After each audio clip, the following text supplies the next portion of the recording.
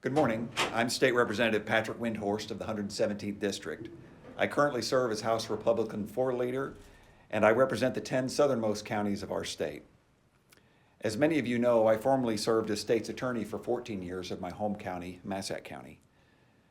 Since taking office as a state representative, I have served on the House Judiciary Criminal Law Committee and the House Restorative Justice Committee, along with many others.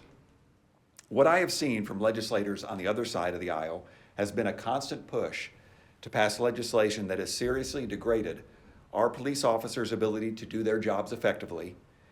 They have elevated the rights of criminals and eroded the rights of victims. House Republicans have fought the Safety Act, warning our fellow citizens that the law would harm our law enforcement officers and our court system, while increasing risks to public safety. In response to the Democrats' lurch to the left on public safety issues, I am leading a House Republican working group that is sponsoring a legislative agenda aimed at fixing the very real crime problem we have in Illinois. We are putting together a bold package of legislation I hope that our colleagues will see value in, and that they will allow for fair hearings and votes on these pieces of legislation before next Friday's deadline. I'd like to outline a few of those bills here today. As we know, with the Safety Act, there has been the elimination of cash bail in our state.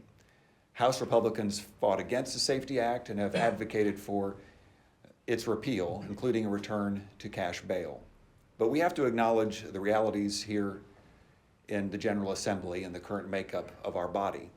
So with that reality, we have put together some bills that we think will improve public safety and make sure that those who are committing crimes are held responsible for those crimes.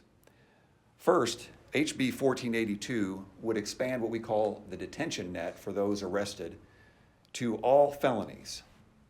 Currently, only certain felonies are eligible for detention under the Safety Act. This bill would say that a judge would have discretion to hold anyone committing a felony prior to trial in custody. That way, we are putting the decision in the judge's discretion. One of the arguments made by the other side of the aisle in support of eliminating cash bail was that it should be judges making the decision on whether someone's in or out of jail.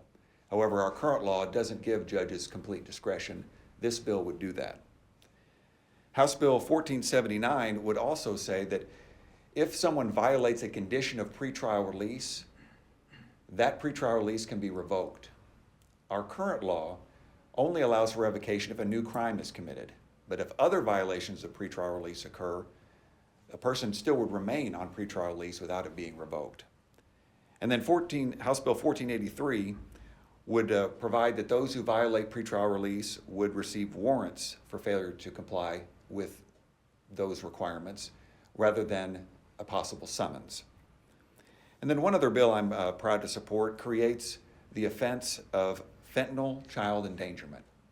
We currently have in our law methamphetamine child endangerment, which provides that if a child recklessly comes into contact with one of these types of drugs, and this bill will be fentanyl, that those adults that allowed that to occur through their reckless conduct would be held accountable. We have heard of multiple occasions where children have overdosed on fentanyl because of adults' behavior and leaving it accessible to children. This would hold those individuals accountable and make sure that they receive the punishment that is due to them for that crime.